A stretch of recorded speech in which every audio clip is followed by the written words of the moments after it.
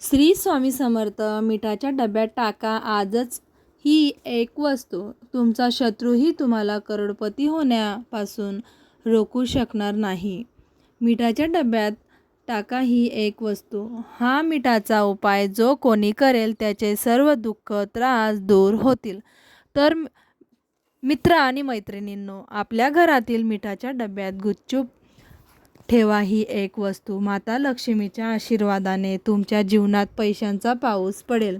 तुमच्याकडे काचेचा किंवा चिनी मातेचा मिठासाठी डब्बा नसेल तर आजच या मिठाच्या डब्याची व्यवस्था करा, ज्यामध्ये तुम्हाला मीठ भरावे लागेल. कारण आज आपण जो उपाय पाहणार आहोत त्या उपायात शुक्रवारी किंवा सोमवारी मिठाच्या डब्यात एक गुप्त गोष्ट लपवावी लागते.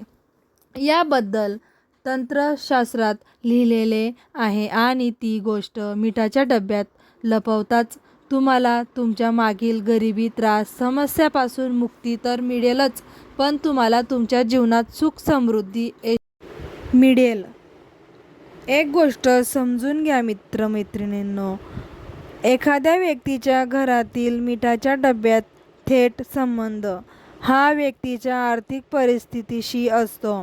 ज्योतिषशास्त्रात स्पष्टपणे लिहिले आहे की एखाद्या घरातील मिठाचा डब्बा रिकामा झाला तर त्या घराच्या परिस्थितीत मोठा फरक पडतो आणि त्या घरातील वास्तुदोषही वाढू लागतात. आपण असे गृहीत धरूया की तुम्ही जर मिठाच्या बाबत काळजी घेतली नाही तर तुम्हाला तुमच्या जीवनात अनेक प्रकारच्या समस्या समोर जावे लागेल. पण दुसरीकडे जर तुम्ही मीठ घेऊन शास्त्रात लिहिले आहे उपाय केले तर मित्रांनो, विश्वास ठेवा, तुमची तिजोरी पैशाने भरली जाईल.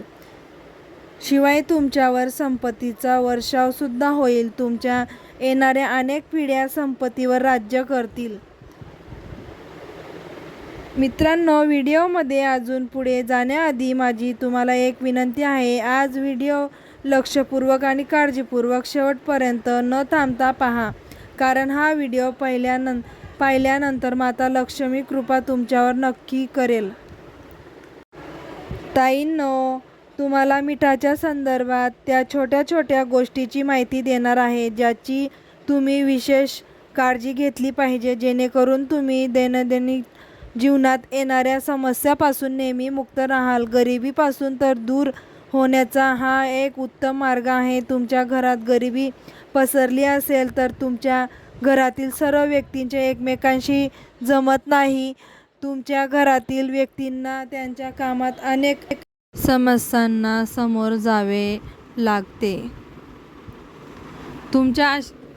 तुमच्या घरातील प्रगती आशीर्वाद पूर्णपणे थांबले असतील तर हे उपाय नक्की करा. जर तुम्ही गुरुवार वगळता तुमच्या घरातील लादी फरशी पुसत असताना त्या पाण्यात खडे मीठ टाकून फरशी पुसावी. गुरुवारी कधीही घरात साफसफाई केली जात नाही. जर तुम्ही गुरुवारी तुमच्या घराला साफ केले तर तुमच्या घरात नकारात्मक ऊर्जा येईल. गुरुवारी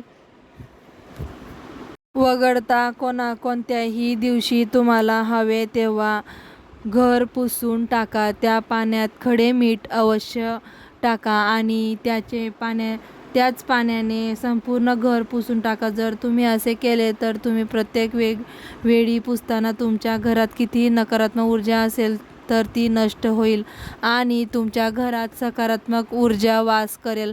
आणि ज्या घरामध्ये सकारात्मक ऊर्जा असते, देवी लक्ष्मी त्या घरात वास करतात. त्या घराची प्रगती होते. आता समजा तुमच्या आयुष्यात पैसा येणे बंद झाले आहे. तुमचे कठोर परिश्रम करता, कष्ट करता, पण तुम्हाला फळ मिळत नाही. त्यासाठी हा एक उपाय करा. तुम्हाला काय करावे लागेल? गुरुवारी झोपण्यापूर्वी एक गोष्ट करा. एक साधा काचेचा ग्लास घ्या. त्यात गंगाजल आणि शुद्ध जल भरा आणि ते गंगाच्या पाण्यात एका चमच्याने पांढरे मीठ टाकायचे आहे आणि हा ग्लास कपड्याने वरून झाकायचे आहे. म्हणजेच ग्लासला लाल कपड्याने बांधायचा आहे आणि हा ग्लास तुमच्या हॉलमध्ये नैऋत्य दिशेच्या कोपऱ्यात ठेवा किंवा तिथे जागा नसेल तर कोणत्याही कोपऱ्यात ठेवा. फक्त आग्नेय कोपरा सोडून.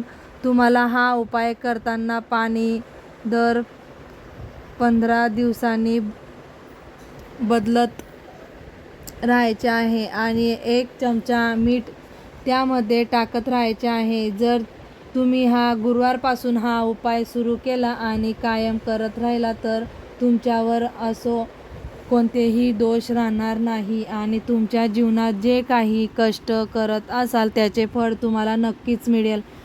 तुम्ही तुमच्या जीवनात खूप प्रगती कराल. ताईंनो, आता आपण जो उपाय पाहणार आहोत ते रॅगीट ग्रह शांत करण्यासाठी हा एक उत्तम उपाय आहे. तुमच्यावर शनिदोष आहे, मंगलदोष आहे. या गोष्टीमुळे तुमच्या आयुष्यातील परिस्थिती अधिकच बिकट आहे. तर काय करावे? फक्त मंगळवारी किंवा शनिवारी दही खाताना त्यात चिमूटभर काळे मीठ मिसळा. मित्रांनो, जर तुम्ही असे केले तर तुमच्यावर जो काही शनिदोष असेल, मंगलदोष असेल, तुमची 7.5 चालू असेल तर ती दोष दूर होईल. पहा, दोष कधीच काढता येत नाही, पण शनिवारी मंगळवारी तुम्ही दही खाताना त्यात काळे मीठ टाकून खाल्ल्यास दोष तीव्रता नक्कीच कमी होऊ शकते. आता व्हिडिओ आवडल्यास लाईक करा, सबस्क्राईब करा. अवधूत चिंतन. श्री गुरुदेव दत्त. श्री स्वामी समर्थ. धन्यवाद.